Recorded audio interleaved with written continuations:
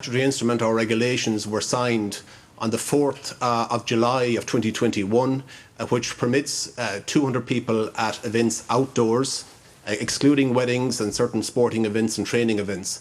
Those regulations were signed under the seal of office of the Minister for Health, but I do agree the government collectively have done a poor job at communicating these regulations, and certainly didn't follow through in terms of the guidance to the industry, and I think that has been a huge shortcoming of government. So there was guidance in place since that date, I think you said the 4th of July, and in the meantime it wasn't brought up, it never came up until suddenly it's very useful for it to come up when the Taoiseach has an issue. It looks like you're retrospectively referencing laws for the suitability of the Taoiseach. No, the law is quite clear. The law appeared on Irishifigul, a statutory instrument, on the 4th of July, signed, as I said, under the seal of office of the Minister for Health. And nobody mentioned it in the meantime. On the 5th of July 2021. I appreciate that, but the fact of the matter is the law is there. And unfortunately, as I said, the communication of those changes were very poor, or didn't happen at all, if you like, by government. But clearly the law clearly states that the event that took place in the Merrion Hotel was lawful, as the Merrion Hotel and Catherine Zappone clarified. So it was lawful, but it didn't meet the guidelines. Is that what you're saying? That's basically it. It was, as said, it appeared under a statutory instrument. So the guidelines were breached then? On the 5th of July.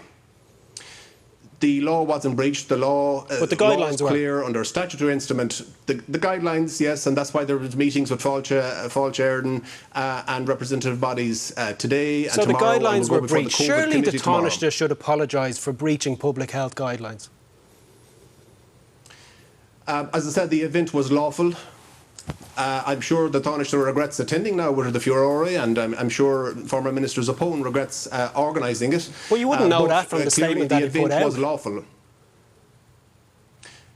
Again, the event was lawful. His attendance was in accordance with the law. He verified that himself, and it's quite clear under the regulations. But I do accept that the government collectively have made a bad job at communicating all of these changes, and that should have been done. Matt Carthy, what do you make of that? It was an honest mistake. Look, what can you say? What, the Taoiseach breached the guidelines? Do you think he should come out and apologise?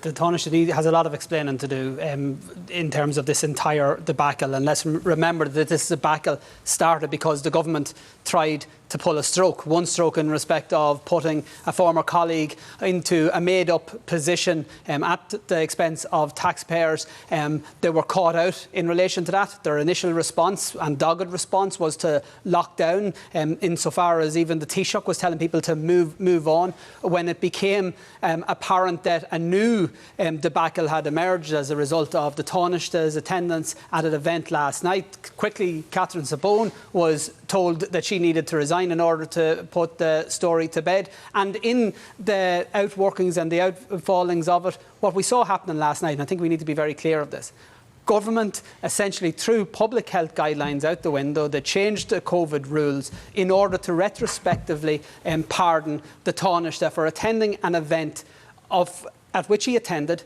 and for which 6 days later the organiser of that event was appointed to the aforementioned position. So this is a series of strokes in which the government have been caught out. They need to regroup, and in the first instance, government ministers need to actually strokes, according to Matt Carthy. Look, I think Minister for Foreign Affairs Simon Coveney has admitted that there was lessons to be learned from the appointment of Catherine Zappone.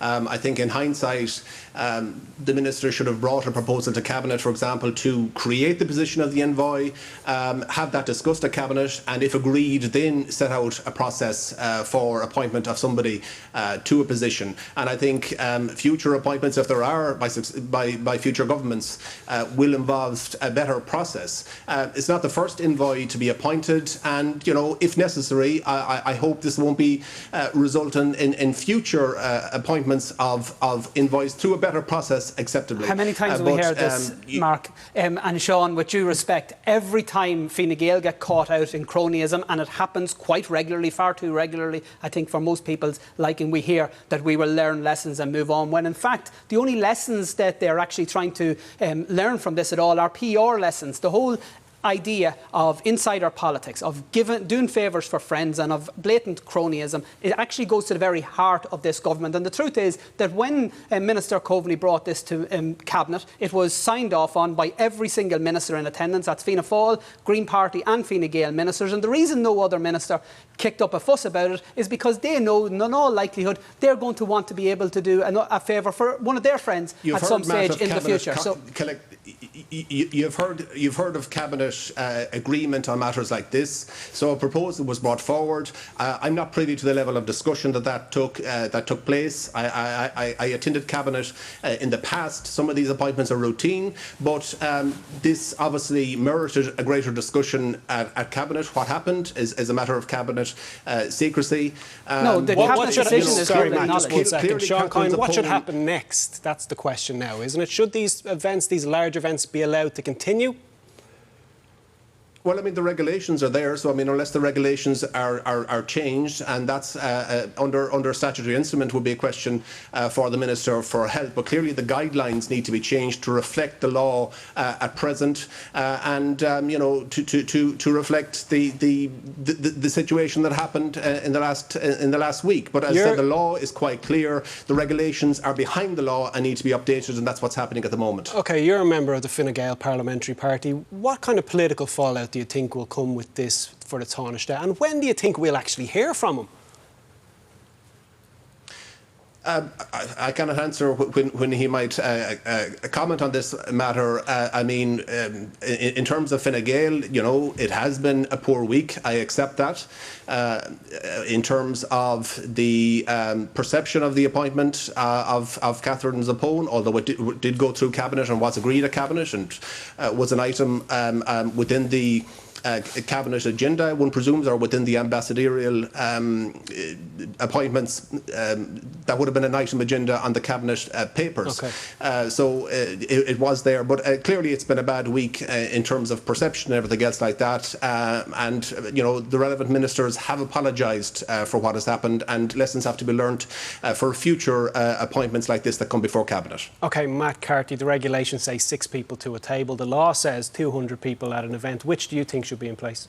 Well, it's clear now that nobody in politics has any authority whatsoever to instruct people in respect of outdoor gatherings. And, this is the week, remember, where one government minister accused people who were talking about organising communions and confirmations under the exact same scenario, outside of the guidelines but within the law, of putting people's lives at risk. And then we learned that the Taoiseach himself was actually attending an event that was outside the regulations, potentially within the law. But the crux of all of this is that Fianna Fáil and Fine Gael have not learned the lessons in respect of cronyism and insider politics, and the truth is that the lessons won't be learned while those parties are in government. You've made that point already. Matt Carty, Sean Coyne, thanks for joining me. Miriam.